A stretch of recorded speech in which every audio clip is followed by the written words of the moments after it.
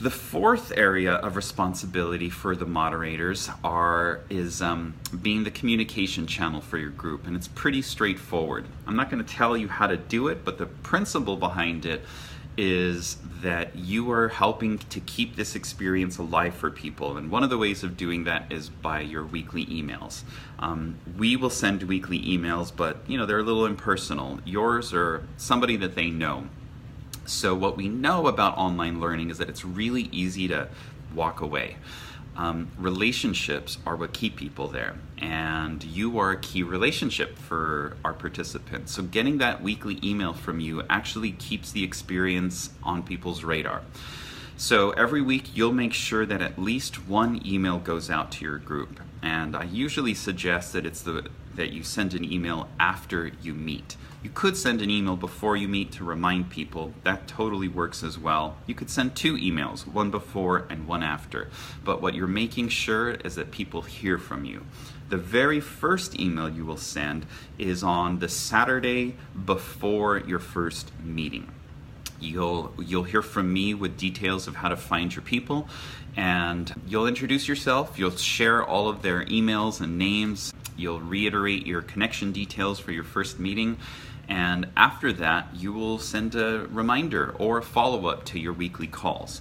I'll say one version that I really like that a moderator invented, and I think it's really effective.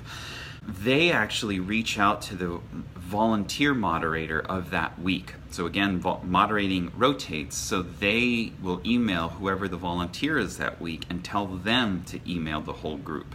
So what it looks like is that somebody emails the whole team once a week. It creates a sense of shared responsibility without anybody really knowing it or thinking it consciously.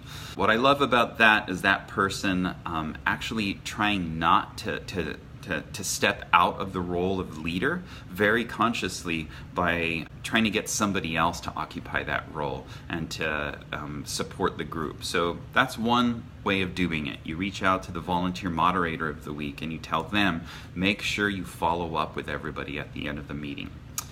One last thing about emailing is that you will email anybody who doesn't show up, but don't email them more than twice. Only twice at the very most. It's not to hold people accountable, it's not to encourage them to come. It's just to let them know that you noticed they weren't there. Often that's enough to get people sort of re-energized, and actually often the reason, especially in the first few weeks, people don't show up is they forgot about it. They don't know the details, they thought it was the wrong time, they misread the time zone. So a simple email saying, hey, I noticed you weren't there, do you need any help? Literally as simple as that is all I'm asking for.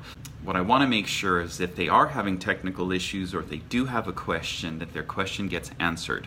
And crucially, it doesn't mean that you have to answer it. You can forward all of their questions to us, that's fine. But I just want them to have an experience that if they're having an issue, there's somebody there who will help them. And that person is you. So it doesn't mean that you're an expert on anything, but it means that you have access to people who are the experts, who can figure things out. So forward their questions to us.